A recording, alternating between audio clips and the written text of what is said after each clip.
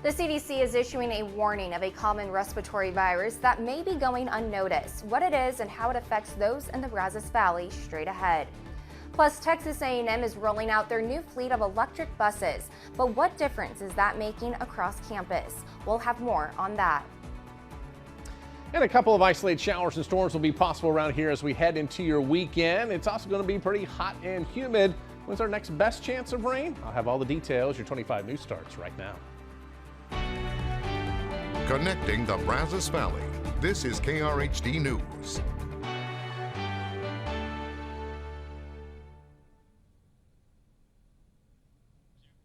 Good evening and thank you for joining us for KRHD News at 6. I'm Hallie Jones. A respiratory virus that is known for infecting mostly young children saw a significant dip in cases during the pandemic. But now cases are starting to come back up. KRHD reporter Rebecca Fiedler talks to health experts about the recent increase of cases. The CDC issued a public health statement last month urging clinicians to test patients for interseasonal respiratory syncytial virus, commonly known as RSV.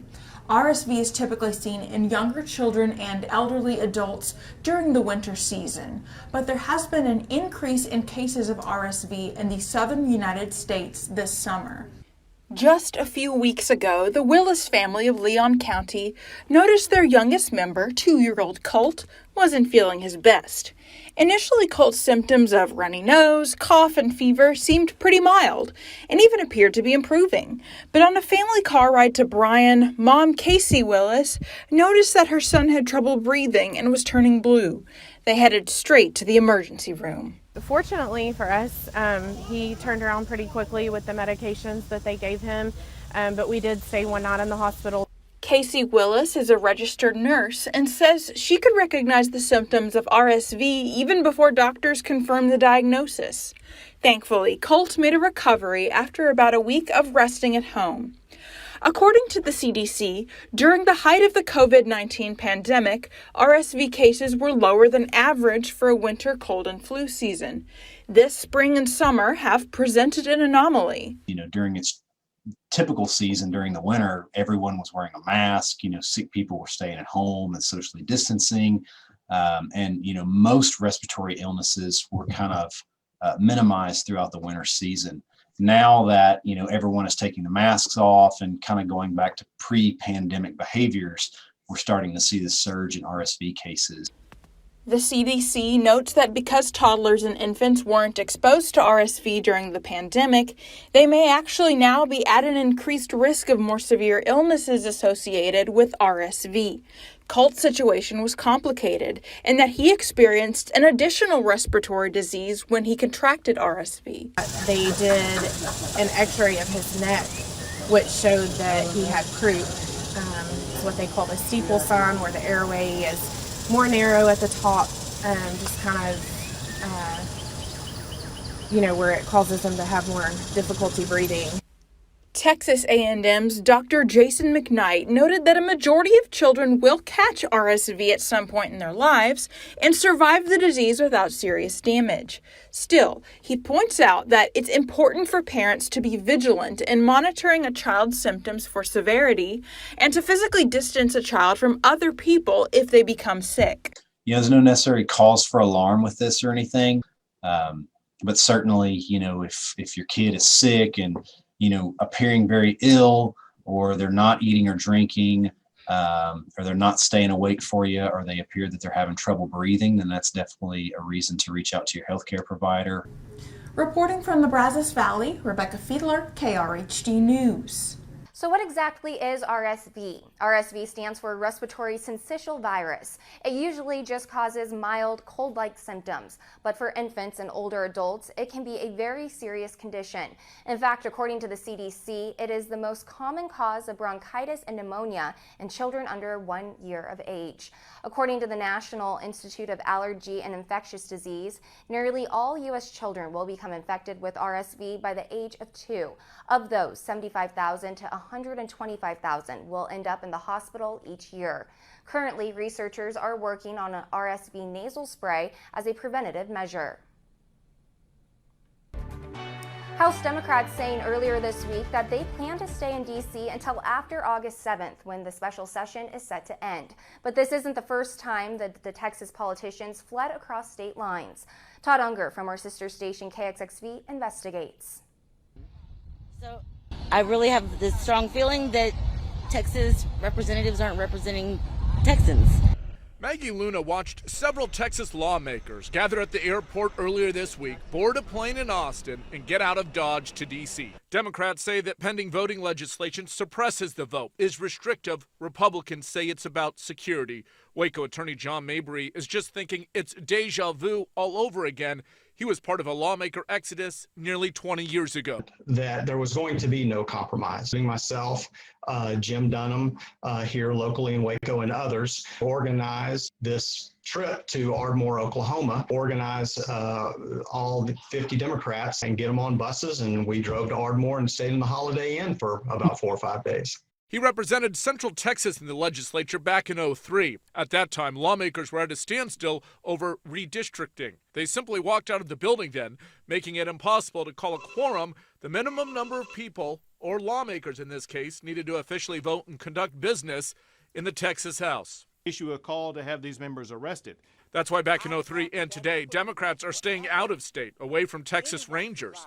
Governor Abbott says he has other options. In addition to that, however, I can and I will continue to call special session after special session after special session all the way up until election next year. That's what then Governor Rick Perry did in 2003, but Abbott doesn't intend to stop there. These people want to be hanging out wherever they're hanging out on this taxpayer-paid junket. They're going to have to be prepared to do it for well over a year. As soon as they come back in the state of Texas, they will be arrested. They will be cabined inside the Texas Capitol until they get their job done. 2003 Democratic departure to Oklahoma got a lot of publicity as well. Ultimately, it mostly failed, save for a U.S. Supreme Court ruling, which again redrew a handful of congressional districts.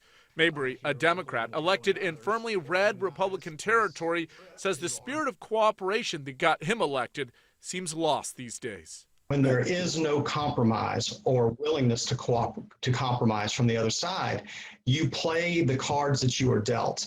And in 2003, the only card we had left to play was breaking quorum. This is really necessary now. I mean, obviously we're not being heard, so something drastic has to be made. Meanwhile, some voters say they understand, even if they're left shaking their heads. New tonight at 6, the industrial hemp industry of Texas is facing challenges as hemp growing in the state enters its 3rd year of legality. Since hemp growing was legalized in 2019, hemp growers had little guidance early on. With an oversupply of hemp in the market, the value of hemp is being brought down. Hemp growing in Texas is legal for the purpose of manufacturing CBD oils as well as hemp-based fibers and grains.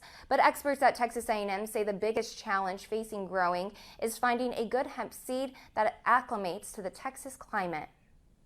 We're learning within Texas A&M AgriLife that hemp varieties, this is a huge challenge. This is probably the largest challenge that I feel personally right now, is identifying a fiber variety that grows and is adapted to a more southerly latitude like we have in Texas and other southern U.S. states. A variety that's grown in Canada or Ukraine or Poland is probably not a good fit.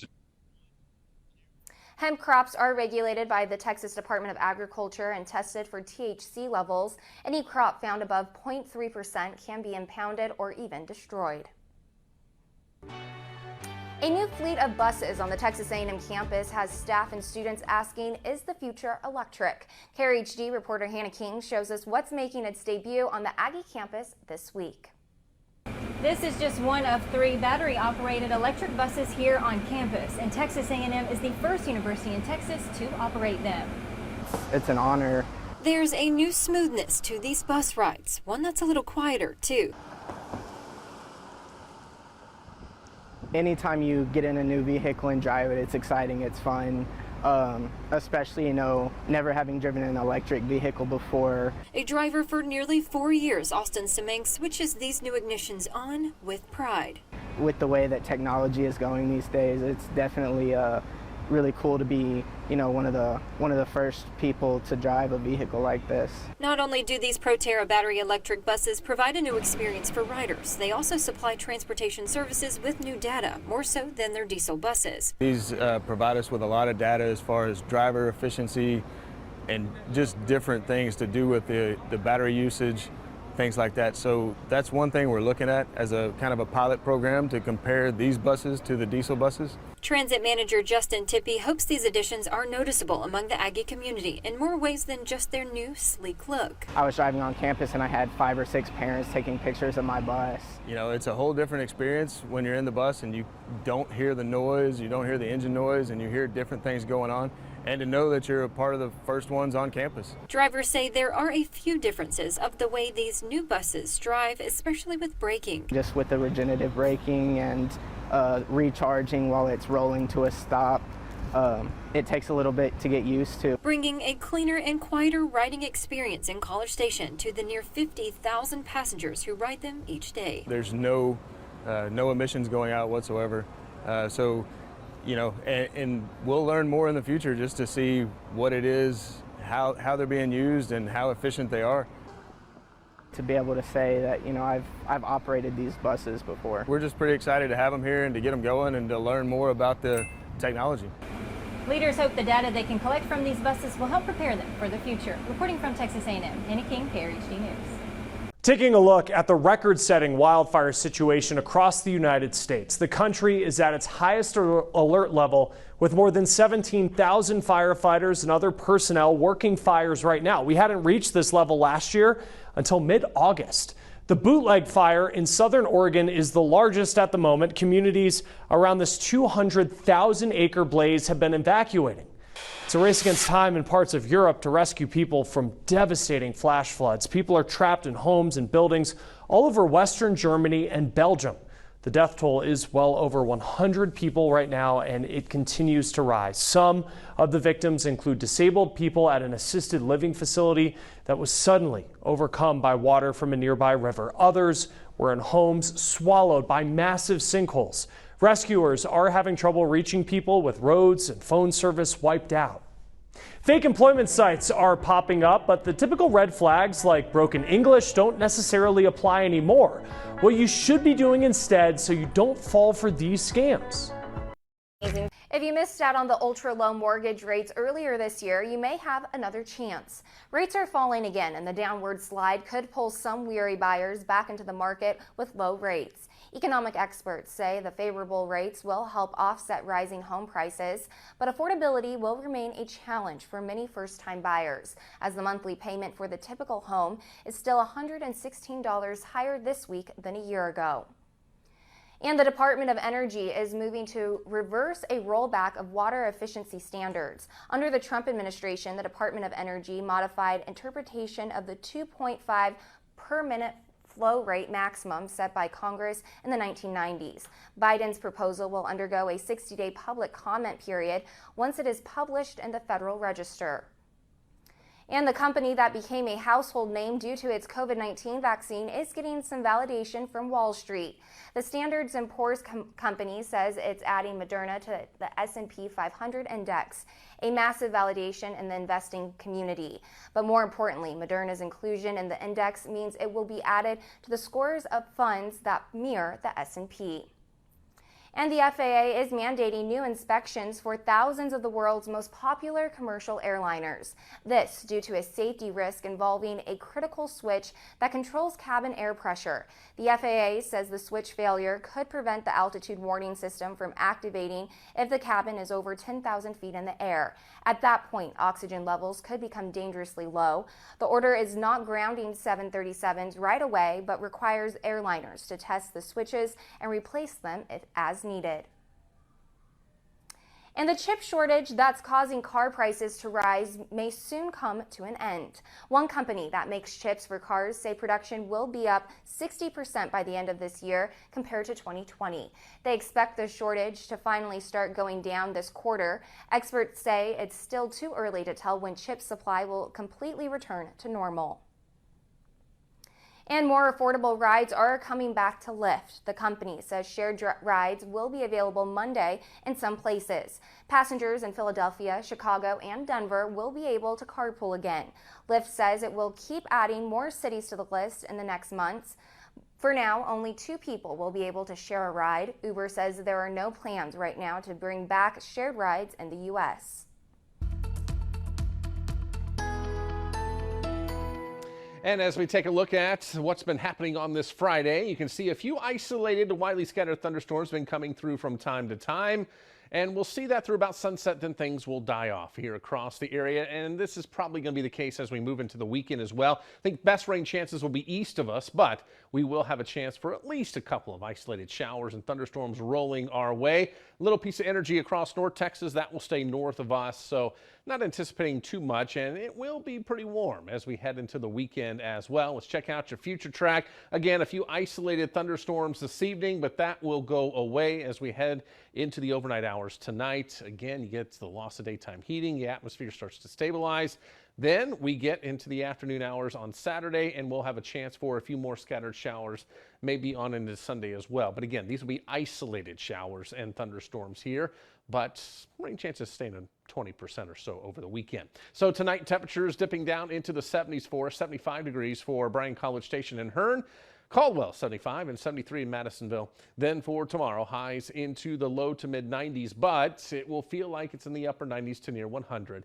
Of course, when you factor in that humidity, that's what's been getting us since we've seen so much rain around here. And again, isolated thunderstorms Saturday, Sunday, 92, 93 degrees. As we move into Monday, 94 degrees. Going to be pretty hot there. 30% chance for a late day shower or storm as a cold front makes its way into the area. Then as we head into Tuesday, 50% chance of scattered showers and thunderstorms. That will continue Wednesday and Thursday as well, with highs into the upper 80s to near 90. Then the faucet begins to shut off by next Friday going into the next weekend.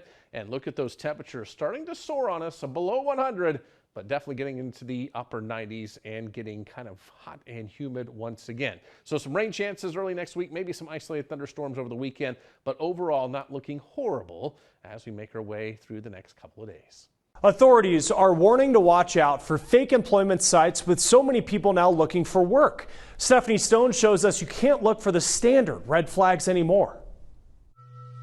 They're so good, they're easy to fall victim to. This one even references a popular job site. What they're really after is your resume, and there's a reason for that. There's typically a lot of personal information on a resume, and these will lead to additional types of fraud. They might lead to something like resetting an account password on a bank account. They might lead to something like getting someone's W-2. Shara DeGrippo is Senior Director of Threat Research and Detection at Proofpoint. Her analysis team watches for threats and criminal activity around the clock and around the globe. They come across during business hours. So we see them start in Asia Pacific, then they hit Europe, and then they get to the East Coast. And around 5 o'clock West Coast time, that's when things sort of shut down. They watch the scams and they've seen it all. Everything from dogs to movie streaming sites and now job boards. We see the threat actors watch what's happening with current events, everything from COVID-19 to IRS when it's tax time. They see what's happening in the social fabric, and unfortunately they prey on people who may be interested in leaving their job. It even got the attention of the FBI. This spring, the Bureau issued a warning about technology making things a lot easier for the scammers. So what are you supposed to do? The standard red flags aren't so standard anymore. Historically, people would say that the indicators are things like broken English or things that don't make sense.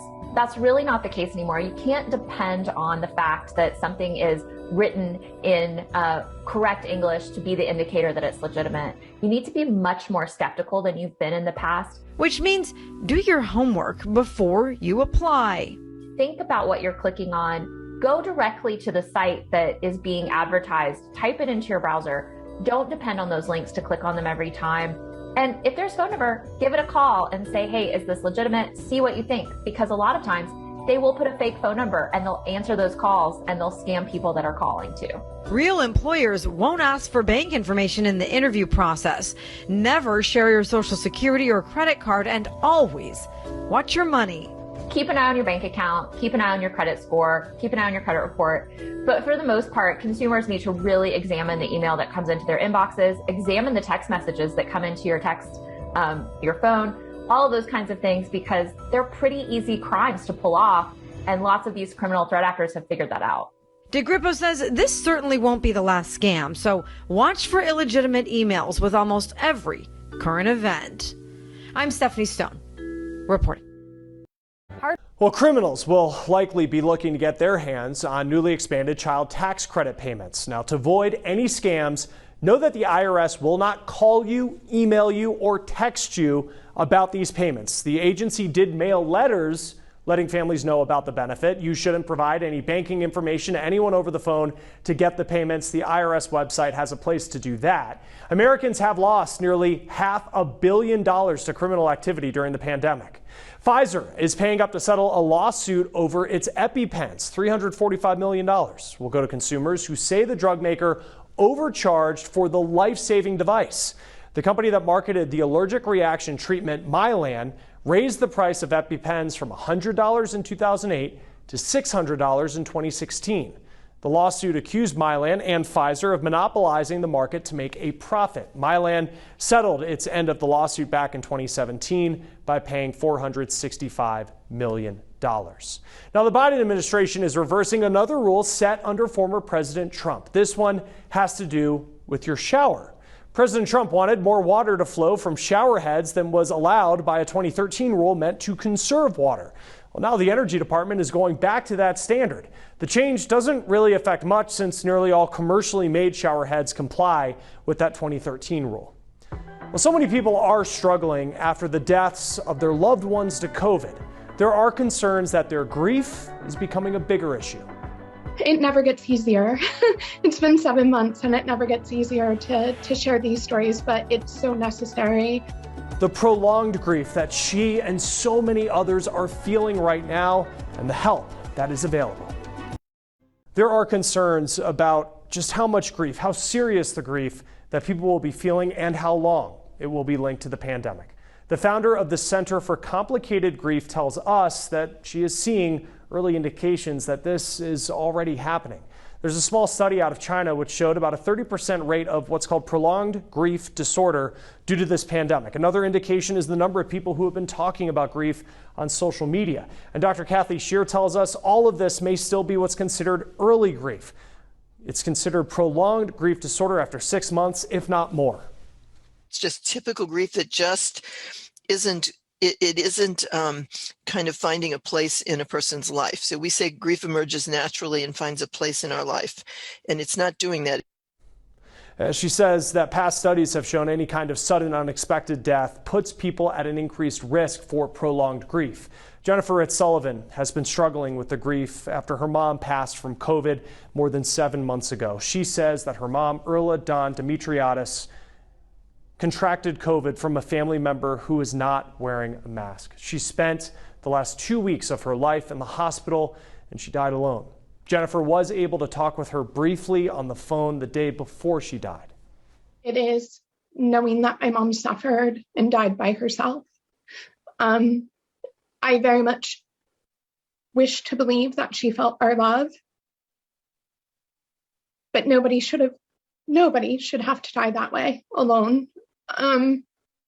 So that for me is the hardest part.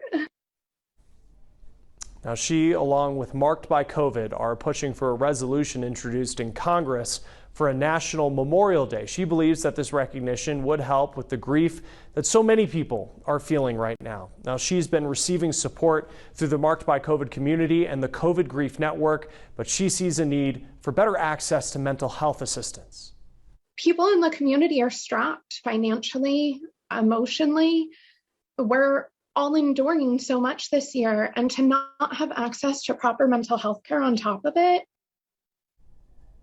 Now, Dr. Shear sees the need for this as well and says that COVID has exacerbated the problem. Now, she says there are fewer therapists who know how to work with grief and treat prolonged grief disorder. What you should be looking for is things that are standing in the way of being able to understand and accept the reality of the death, and being able to start to think about your own life moving forward. Now, you can find a list of therapists who address prolonged grief at complicatedgrief.columbia.edu. Virtual services are available there. The cost of this treatment does vary, but it should be covered by insurance. New technology is revolutionizing temporary pacemakers. How this device could dissolve inside someone's body in the future instead of having to be surgically removed. Well, as animal shelters across Texas and even the Brazos Valley say capacity limits are in a crisis tonight. Our Rachel ESPAILLAT finds out what's behind the surge in recent populations for our furry friends. Kennel by kennel, you'll see eager dogs at Aggieland Humane Society hoping to find a forever home. Last year's stay-at-home order provided relief to Aggieland Humane Society and other animal rescues as more people adopted their four-legged friends. But this summer, local rescues and shelters are quickly filling up. At one point, Brenham Animal Services approached capacity with nearly 100 pets. It's just a normal summer of people traveling, pets going missing. We had a normal puppy and kitten season, so there's just the pet population is risen back to its normal level. Aggieland Humane Society has reduced their adoption fees to only $10, hoping more people will add a furry friend to the family. You can also help by fostering a pet. In Bryan, Rachel ESPAILLAT, KRHD News. If you're interested in adopting a pet this summer, the Aggieland Humane Society has a deal for you. They're reducing their adoption fees to only $10 for the rest of the summer. Aggieland Humane Society is open Monday through Friday from noon until 5 p.m., then Saturday from noon to 3 p.m. They're also accepting volunteers and fosters. If you want to visit the Aggieland Humane Society, they're located at 5359 Leonard Road in Bryan. Well, many scenes in the Daytime Emmy-nominated film Rekindling Christmas were filmed in the heart of downtown Bryan. The heartwarming film not only showcases Bryan, but it also added economic development and job opportunities. The film is in the running to earn a national accolade as well as encouraging tourism. Lead actress Ashley Atwood, who was born and raised in Bryan, advocated for the filming right here in her hometown. That's my favorite part, is like how everything clicked. All of the things clicked into place so quickly. It was magical. I use that word a lot to describe this movie. It really was magical. The roots of the Lone Star State run deep through the crew, with multiple members being from Texas.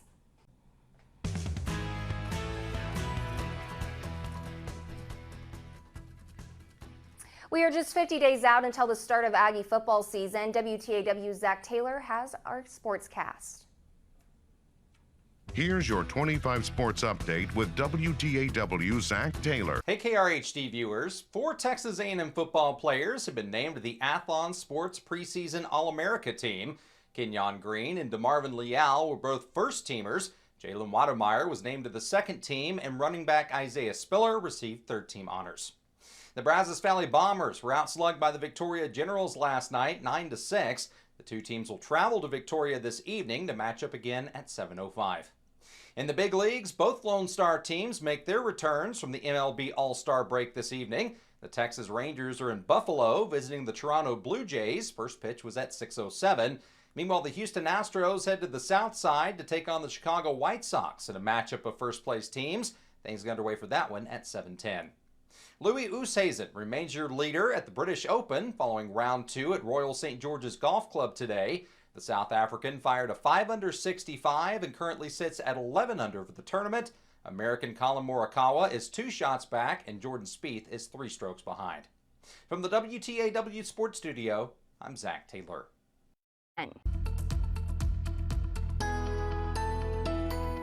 And let's look at our future track as we make our way through the overnight hours tonight. Any isolated thunderstorms out there will start to die down. So again, maybe an isolated storm or two as we head out for our Friday evening plans, but after sunset, you should be okay. Going into Saturday morning, by Saturday afternoon, could be an isolated shower or storm. This isn't showing much, but I'm not going to rule out at least a 20% chance of one of those thunderstorms popping up over your backyard in the afternoon. But again, 20% chance that it happens, 80% chance it won't. Then as we make our way into Sunday, partly to mostly cloudy skies again across the area during the morning hours, partly cloudy in the afternoon.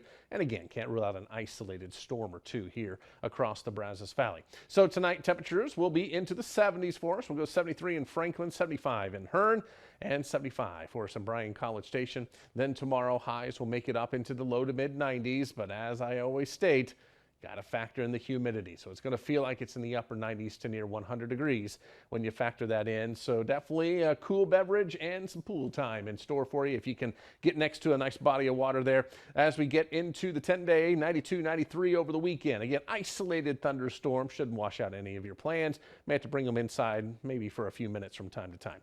Monday, 30% chance for some late day storms, 94 degrees for a high ahead of a July cold front. Again, highs back down into the upper 80s Tuesday and Wednesday, and a chance for some scattered showers and thunderstorms to go along with that. So Tuesday through Thursday, it looks like we'll have that chance. Then we get toward the next weekend, and looks like temperature is going to start to go up on us as the faucet may start to shut off, as summertime will definitely try to make an appearance by then.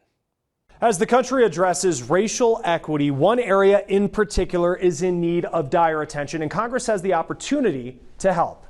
There is a myth in America that this is the healthiest country on earth and that we have the best healthcare system. One of the things that we have to acknowledge is that we didn't just get here because of one problem and one challenge, and it certainly is going to take a series of solutions to actually get us out of this crisis that we find ourselves in. Together, the March of Dimes and Robert Wood Johnson Foundation are advocating for better care for pregnant women and babies, particularly those of color. Black women are 3 to 4 times more likely to die than white women. Indigenous women are 2 to 3 times more likely.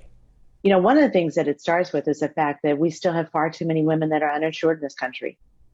The Black Maternal Health Momnibus Bill would expand access to maternity care. It would also extend eligibility for the Special and Supplemental Nutrition Program for women, infants, and children for up to 2 years postpartum. The government would also address social determinants of maternal health, things like childcare, housing, food, security, transportation, environmental conditions, and grow and diversify the maternal health workforce. But it also means increasing the access to midwives and doulas, non-traditional birth attendants. There's great data to show that midwives and doulas improve the care and improve the outcomes for women. And in many states, there are barriers to licensure, to practice. The March of Dimes is educating medical professionals on systemic failures that have led to women of color having poorer childbirth outcomes. They've trained some 15,000 healthcare providers to help identify and address their implicit biases. Everyone has his implicit bias around something. But what we're trying to do is, if you're a healthcare provider anywhere in the system, even if you're the front desk receptionist at the healthcare clinic, nothing about the way you perceive Black and brown people should interfere with how Black and brown women are dealt with in the system when they try to receive care. And it certainly shouldn't lead to death or near-death experiences for these women. A new service is letting people rent out pools in strangers' backyards, and we're looking at how this works and what to consider before you do it. Recently, investigators solved what is believed to be the oldest known cold case in the United States. But the DNA testing detectives used is becoming restricted. More states are looking to pass laws barring law enforcement from using certain genealogy testing. Dan Grossman takes a look at the implications. In the open ranges of rural Montana, word tends to travel faster than the wind that whispers through the trees. But for 65 years, investigators with the Cascade County Sheriff's Office, we're coming up on it right here, hadn't heard even a whisper about what happened here. There was blood found right in front of that tree, and Dwayne's body was off to the side about 4 feet. On January 3rd, 1956, the bodies of 18-year-old Dwayne Bogle and 16-year-old Patty Kalitsky were found face down, miles apart from one another, with bullet wounds to their heads. They left about 9 o'clock that night and were never seen of or heard from again. After decades of dead ends, Detective Sergeant John Kadner picked up the case and after naming more than 30 suspects who had known criminal histories, found nothing. In 2019, I sent a vaginal slide that was taken during Patty's autopsy. Found nothing until Sergeant Kadner took a sample from preserved evidence and sent it to a lab for testing, which led to a suspect, a man who had died in 2007. They were able to swab that slide and identify sperm samples, which ultimately led to a DNA sample, which was fed into a genealogical database, and that was able to identify 3 known test takers. The process, which has become more popular in recent years, is called genetic genealogy and works just how the sergeant explained. Evidence from a case is sent to a lab for testing. Once a DNA sample is identified, investigators take it and put it into a genealogical database, similar to 23andMe or Ancestry.com, which has millions of samples from people trying to trace their family history. Once a match, or in this case, matches come back, investigators treat them as leads and get to work. Without genealogy testing, do you think you would have been able to solve this cold case? Absolutely not. No, that's the only way we solve this cold case. To people like Cascade County Sheriff Jesse Slaughter, the testing bypasses drawbacks like only being able to cross-reference data with known criminals. You know, I have real concerns about genomic information in the criminal justice system. But to Professor of Civil Liberties ERIN Murphy, making this information known and available is nothing more than a slippery slope. It could end up hurting you in the future. Someone could de-identify you in a covert op abroad. You could be used in ways to exclude you from service, etc. To ensure things like that don't happen, Maryland and Montana have both passed laws restricting its use. In Maryland, a judge will need to sign off on the practice, which can only be used for serious crimes like murder and sex abuse. Same in Montana, where investigators must first get a search warrant. Similar legislation is also being discussed in Utah and Washington state, which have both proposed bills in the last year. Homicide seems like a very just cause. What do you think the likelihood of not obtaining a search warrant, if it is for the purpose of solving some of these homicide cases, is? Well, I think it just depends on how much information you have.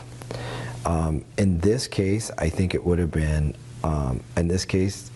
very difficult, to be honest with you, because we hadn't established him as a suspect through other means. A recent study from scientists in Israel found a genealogical database of around 1.3 million people could identify around 60% of people in the U.S. with European descent, showing just how many matches could come from one DNA sample.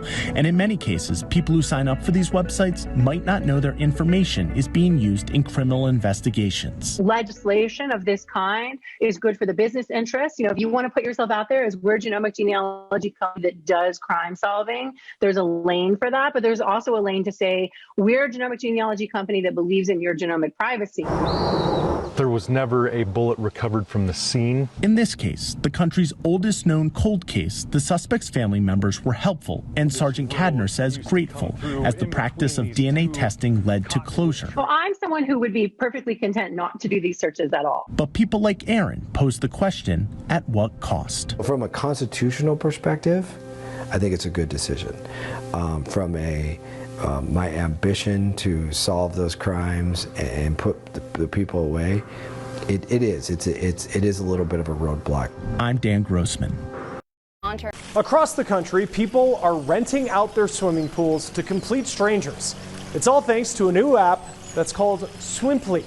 Chris Conti shows us what you need to know if you plan to use it. Erin Moriarty is not the kind of person who likes to slow down. No, I don't sit on the couch ever. No, I am constantly doing something. When the pandemic hit last year, this third grade teacher saw an opportunity. She began selling and branding her own line of paddle boards. I'm hoping to sell out of all 500 boards by the end of the summer. Always about the side hustle, Erin recently discovered another one sitting in her backyard. The swimming pool is another side hustle that I wasn't really even thinking about. Erin is now renting out her pool on a new app called Swimply. She charges strangers about $130 an hour to use her pool. It's been a lucrative venture. As people learn about the fact that this website exists and it's possible to rent somebody's pool, people are interested. As the company's founder, Asher Weinberger, believes Americans have come around to the whole idea of sharing their homes, cars, and even pools. We do owe a debt of gratitude to the broader sharing economy, right? Thank you very much, Airbnb and others like that, who've made this type of thing somewhat normal. Swimply has spent 2 years working with insurance companies to provide pool hosts with $1 million insurance policy. Customers who receive below 5-star reviews are dropped from the platform. You're not going into someone's home, right? You're going through a side entrance into a backyard. Lots of us have borrowed pools from friends or family before, or neighbors. There is plenty of money to be made here. About 17% of Americans own a pool, hot tub, or spa. Swimming is the 5th most popular activity in the U.S. California and Florida have the most in-ground swimming pools in the country. But every year, about 6,700 Americans visit an emergency room due to injuries related to pools. If your insurance isn't covering you, I would be concerned. That is Len SPADA. He's a personal injury attorney. In his 30 years practicing law, he's settled hundreds of cases related to pool injuries and even drownings. To me, as someone in the business, it's terrifying to me. It's I see so much exposure and risk to the homeowner or the host. For people considering renting out their pools, SPADA's biggest piece of advice is to check your home insurance policy. Even though Swimply comes with $1 million in coverage, homeowners may have clauses in their coverage which prevent them from renting out a pool, potentially leaving hosts exposed for millions if something happens. It's different than inviting friends over who you know, who might have a different respect level for your property. Everybody's been great. I play music for them, let them pick the genre. Over a couple thousand at least so far. Back at her pool, Erin Moriarty has weighed the risks and is considering getting an umbrella policy for extra coverage because she sees the potential for this pool to keep her financially afloat. Or anything that you could potentially share and are willing to share, there's a market there to make money. I'm Chris Conti. Thanks for joining us for KRHD News at 6. We'll be back with more news and weather tonight at 10. Have a good evening.